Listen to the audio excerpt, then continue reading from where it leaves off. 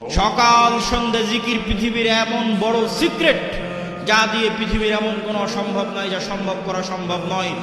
মূসা যদি ফেরাউনকে পরাজিত করতে পারে, এই অসম্ভব যদি সম্ভব হয়ে যেতে পারে, জাকেরিয়াকে যদি আল্লাহ সন্তান দিয়ে দিতে পারে, তো সকাল সন্ধ্যার জিকির দিয়ে পৃথিবীর সব অসম্ভবকে সম্ভব করা যাবে।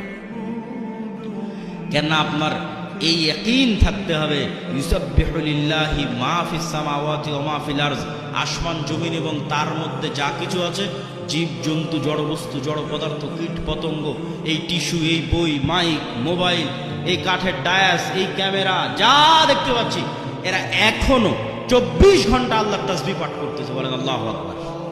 এটা গায়েব। এই গায়েবের মূলনীতি আল্লাহ কোরআনে দিয়ে দিয়েছে, যে তোমরা তো গায়েব জানো না, তোমাদেরকে জানিয়ে দিচ্ছি, এরা সবাই তাসবিহ পাঠ করতেছে।